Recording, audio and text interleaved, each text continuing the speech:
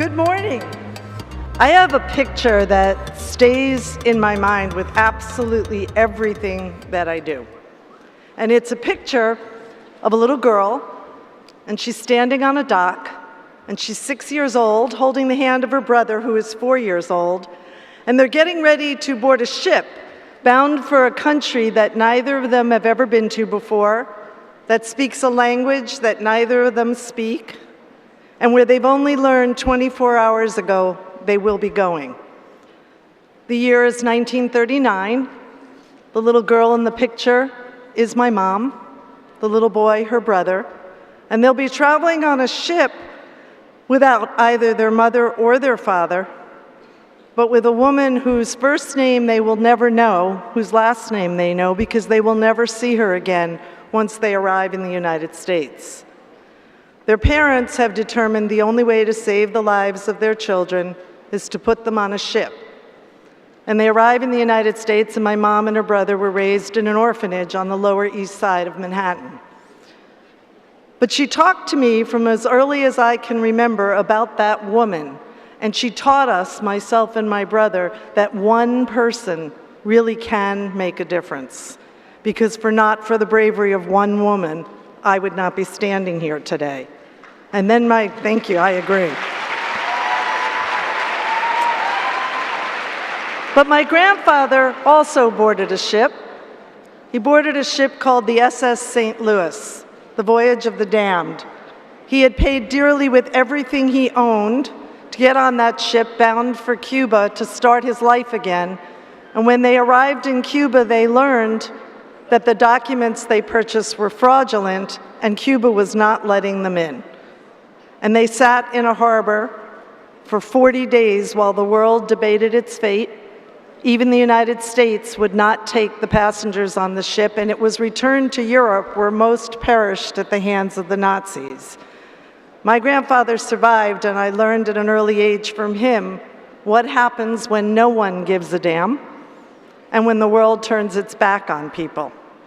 So it was no surprise that I grew up and ended up in the careers that I've had, spending 18 years at the Anti-Defamation League, and you will have a privilege to hear from their executive director today. And then 11 years ago, UNICEF knocked on my door.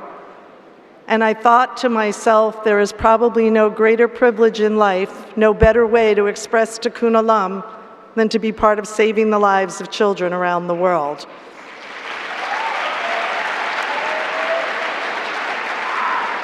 UNICEF works in 190 countries, and yet today, as you all sit here, 15,000 children today will die, all under the age of 5, all of causes we already know how to prevent if we could get there in time.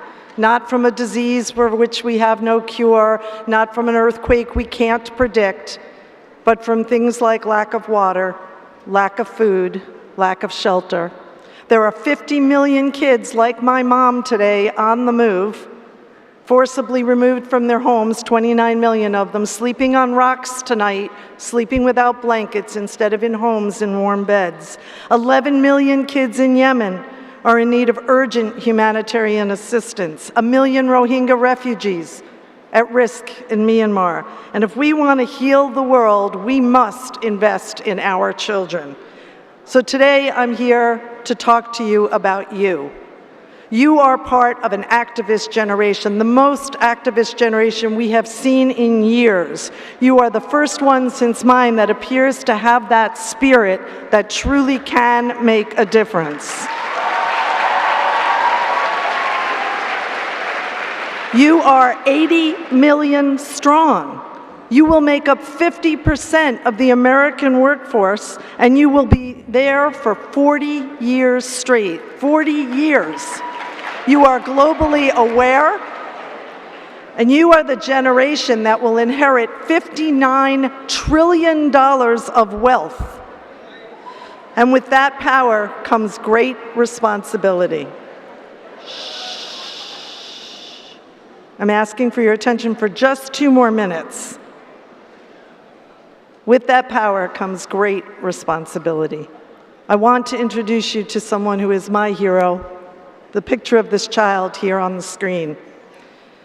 What you do with that power could be great and big or one small act of kindness. I met this little boy in a refugee camp when I was working in Jordan. We work in the camp starting at 5 o'clock in the morning. We work until it gets dark. And there's always kids who hang all over us because they know our UNICEF shirts and they see us as heroes, and there's kids on your legs and kids holding your hands. And there's always some children, though, who are shyer and they walk behind you. This little boy was a shy kid who walked behind me all day. He got up at 5, he was there when I got out of my tent, and he was there at the end of the day when we were calling it quits. And all day long, when I turned around and tried to catch his eye, he would quickly turn the other way. And walking next to him was his sister, 12 years old, carrying their youngest sibling, a baby, on her hip all day. And as we were getting ready to call it a day, we realized we had not eaten all day, which meant this little boy who had followed me all day had not eaten all day. And I was struck by the fact that he hadn't complained. I know what my kids are like if breakfast is not on the table by some hour in the morning. And this child not once had said, "Where's my breakfast? Where's my lunch?" And at one point in the day, I was working in a tent that was teaching women how to breastfeed, and we give them these little biscuits to make sure that their nutrients are where they, that they're healthy enough to breastfeed. And they had wanted me to taste the biscuit. I'm on a carb-free diet, so I had palmed my biscuit and stuck it in a pocket. And I remembered I still had it in my pocket. So I took out the biscuit and I handed it to this little boy, 3 years old. And I thought that he would take the biscuit and he'd run off in a corner and he'd gobble it up before anyone else could try to take it away from him. And instead, he took the biscuit, he opened it up, he looked at me, he looked at the biscuit, he broke it in half and he handed half to the baby. And 40 of us who do this work wept. This small child who had nothing, no place to live, no food of his own, he knew enough to share that biscuit. So my challenge to each of you is find the biscuit in your pocket, share it, because you are the generation that will make the difference. And in the memory of the children we lost this week, together we will. Thank you very much.